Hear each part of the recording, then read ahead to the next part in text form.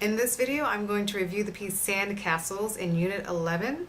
This is on pages 90 and 91, and we are dealing with seventh chords. We've been dealing with seventh chords in Units 10 and 11. In this particular song, you'll hear and you'll see inversions of the seventh chord. So we're no longer playing seventh chords in root position, but we're going to work on different arrangements of that. So here's the piece Sand Castles.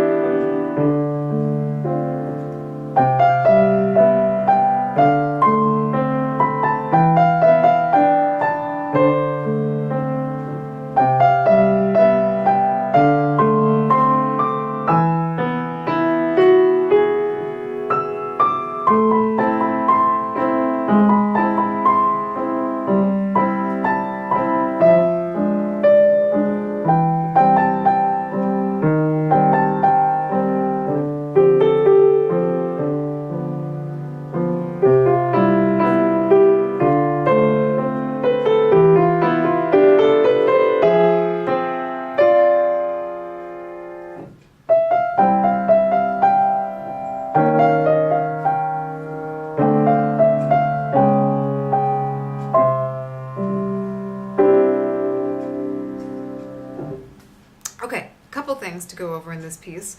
Obviously, you could work on hands separately and maybe just divide this up into 4 or 8 measure phrases when you're putting hands together. Your left hand has seventh chords throughout the beginning of this piece, and just maintaining the same fingerings, 5-2-1, 5-2-1, 5-2-1, since you're omitting one of the notes of the seventh chord. When you get down in the bass clef to measure 13, it looks a little curious because we haven't seen this by this point. You have a whole note A with a quarter rest on top. And this is two-part writing where you sustain the A for all 4 beats, but in the middle voice, think of it as another part for the bass clef, you have C and E to play on beat 2. So overall, this is what measure 13 will sound like for the bass clef. 1, 2, 3, 4. Okay, again, 1, 2, 3, 4. And if you might be thinking, well, why didn't they just write the A and then the C and the E on beat 2? Well, it's a notation thing. It is on beat 2, but you want to sustain, just to make sure that you sustain the A for the entire measure. It's written as 2 parts, so you understand I'm supposed to hold that A down for the entire measure, and then on beat 2, my left hand will also play C and E, and then again on beat 4. Okay, and this continues for that whole line. You have a sustained note on beat 1. And if they had written the A as a chord note, for example, only on beat 1, obviously it has a different effect. So you sustain those whole notes while you're playing extra notes on beats 2 and beat 2 and beat 4. And that continues on into the second page, measure 17. So you'll have a bass line and those inner voices before you go back to measure 21, which is similar to the beginning.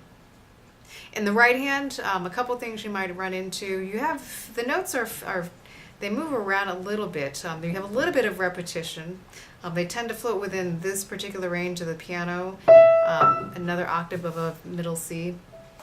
There aren't any other rhythmic tricks with the right hand other than just maneuvering your way around.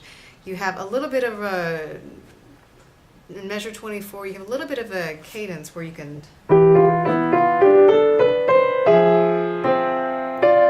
take some time on this fermata. And then odd tempo in measure 24 means go back to your original tempo. So you have a ritardando in measure 24 as you approach this fermata, and then continue with the song. Here's the piece one more time.